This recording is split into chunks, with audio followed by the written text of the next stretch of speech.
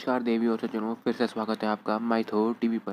जैसा कि आपने देखा कि द्रौपदी हंस रही थी और अंधे का पुत्र अंधा कह रही थी दुर्योधन को। ये कहानी जो है ये बिल्कुल ही बिल्कुल फेक है। जी हाँ, बिल्कुल बिल्कुल फेक है। द्रौपदी ने ऐसा कुछ कभी कहा ही नहीं था। असली बात जो है वो मैं आपको अभी बताता हूँ। तो युधिष्ठिर का राजसूय यज्ञ समाप्त हुआ था। दुनिया के सर्वश्रेष्ठ योद्धा, पूरे भारतवर्ष के योद्धा आए थे वो राजसूय यज्ञ का अनुष्ठान के लिए, और वापस जा भी रहे थे। श्री कृष्ण भी जा रहे थे और जो पांडव है वो उन्हें छोड़ने के लिए द्वार पर चले गए थे और वापस आ रहे थे।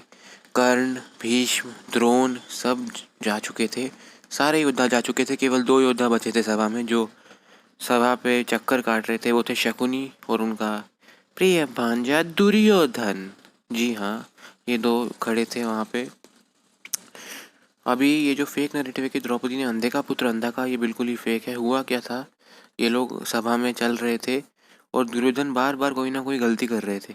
किसी चीज़ को कुछ समझ के बार बार टकरा रहे थे, बार बार गिर रहे थे, थोड़े थोड़े एरर्स कर रहे थे, गलतियाँ कर रहे थे थोड़े थोड़े। तो उन्होंने क्रिस्टल लैंड को पानी समझा और वहाँ से हट गए, लेकिन वो क्रिस्टल लैंड था। फिर उसके बाद बीचों बीच सभा में उन्होंने एक क्रिस्टल लैंड को पानी को क्रिस्टल लैंड समझ लिया और उसमें गिर गए पानी में। ये देखते ही अर्जुन, नकुल, सहदेव, सारे सेवक सभा में जो भी लोग थे सब फूट फूट के हंसने लगे। भीम तो कुछ ज़्यादा ही ज़ोर से हंसने लगे, बहुत ज़ोर ज़ोर से हंसने लगे। युधिष्ठिर नहीं हंस रहे थे और द्रौपदी जो है वो भी बहुत हंस रही थी। द्रौपदी के जो दोस्त थे सारी, वो भी बहुत हंस रही थी। सब हंस रहे थे, लेकिन द्रौपदी ने अंधे का पुत्र अंधा कभी भी नहीं कहा। वो एक बहुत ही गरिमावान औरत थी, बहुत ही संस्कारी औरत थी, और वो ऐसा करना बिल्कुल ही नहीं जानती थी। द्रौपदी ने ऐसा कभी भी नहीं कहा। ये सिर्फ टीवी सीरियल देख देख के फेक नैरेटिव सेट हुआ है, फिक्शन मूवीज़ देख देख के, और ऐसी किताबें, रीजनल किताबें पढ़ पढ़ के जो बायस्ड राइटर्स लिखते हैं, ओरिजिनल महाभारत पे नहीं होती है वो। द्रौपदी जो थी वो बहुत ही संस्कारी और सुशील औरत थी, अपने पतियों की तरफ पूरी तरह से डिवोटेड थी, समर्पित थी, और कभी किसी और की तरफ देखती भी नहीं थी। और ये बात, ऐसी इतना बड़ा अपमान तो वो दुर्योधन का कभी भी नहीं, सपने में भी नहीं करेगी। अपने भाइयों के भाई का अपमान वो कभी भी नहीं करेगी। ये सिर्फ एक फेक नैरेटिव सेट किया गया है टीवी सीरियल वालों ने। अब ये दुर्योधन के अंधे का पुत्र अंधा कभी कहा ही नहीं द्रौपदी ने। हुआ क्या उसके बाद, जब ये लोग बहुत ज़ोर ज़ोर से हंसने लगे, अर्जुन, विकोदर, भीम, नकुल, सहदेव और सारे सभा के लोग, दास भी हंसने लगे, दासियां भी हंसने लगी। तो स्टार प्लस महाभारत में ये दिखाया कि एक दासी बोल रही है कि अंधे का पुत्र अंधा ही होता है क्या, लेकिन ऐसा कुछ था ही नहीं। दासी ने भी कभी ऐसा कुछ नहीं बोला था। दासी ने भी ऐसा कभी कुछ नहीं बोला, और ये एक फेक नैरेटिव हर जगह स्प्रेड हो गया है। तो उसके बाद क्या हुआ कि दुर्योधन जो है उन्हें फ्रेश कपड़े, वापस नए नए कपड़े, युधिष्ठिर ने सेवकों को बोला कि इसके लिए नए कपड़े ले आओ।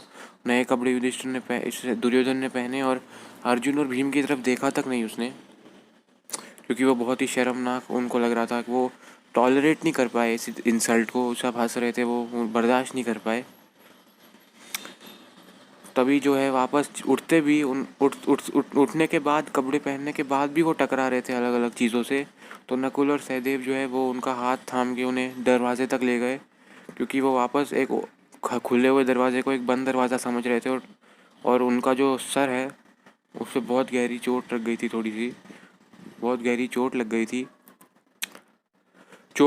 और उसके बाद जो है नकुल सहदेव ने उनका हाथ पकड़ के उन्हें दरवाजे पर लेके गए और कहा कि यहाँ से जाइए, कि यहाँ यही दरवाज़ा है। वहाँ पे भी दरवाजे के बाद उन्होंने दुर्योधन ने देखा कि कई सारे जवाहरात पड़े थे जिनका नाम तक उससे नहीं पता था। ये समझ के भी उसको बहुत शर्म आई, क्योंकि हस्तिनापुर का युवराज है और जवाहरातों के बारे में वो जानता तक नहीं। ये उसके लिए बहुत शर्म की बात लगी उसे। और वही फिर से जलन जलन करते करते वो वापस हस्तिनापुर चला गया। वहाँ पे आपको पता ही है, जो अपने आप को मारने की, वो मैं अपने आप को मार दूंगा, स्टार्व करके अपने आप को मार डालूंगा, जल जाऊंगा मैं अपने आप को जला के मार दूंगा, ये सब वगैरह वगैरह बातें की थी दुर्योधन ने। लेकिन इस सब का कोई मतलब नहीं था। दुर्योधन जो था वो क्रूर शासक था, उसे बहुत जल्दी जलन हो जाती थी हर एक चीज़ों से, और द्रौपदी की कोई गलती नहीं थी इसमें। द्रौपदी बस हंस रही थी थोड़ा सा, जैसे सब हंस रहे थे, और जो एक नेचुरल चीज़ है, कोई भी हंसेगा अगर ऐसे कोई पानी में गिर जाएगा अकेले को, और वो एक राजा हो तो हंसेगा ही। तो बस यही कहानी थी, एक फेक नरेटिव था बस, जो हर टीवी सीरियल में सेट किया गया है। ऐसा असलियत में कुछ भी नहीं हुआ था। द्रौपदी जो थी उन्होंने कभी ऐसा कुछ कहा ही नहीं। ये सिर्फ फेक सीरियल का बढ़ावा आपको मिल रहा है, तो ऐसे फेक सीरियल देखना बंद कीजिए। और थैंक यू सो मच। मेरी चैनल को सब्सक्राइब कीजिए, लाइक कीजिए, कमेंट कीजिए कौन सी नई नई स्टोरीज़ है, और आगे आगे मैं फेक स्टोरीज़ लेके आऊँगा जिसको मैं बस्ट करूँगा अपने इस चैनल माइथो टीवी पर। प्लीज़ सब्सक्राइब कीजिए माइथो टीवी पर। तब तक के लिए गुड बाय, शबा खैर, बाय।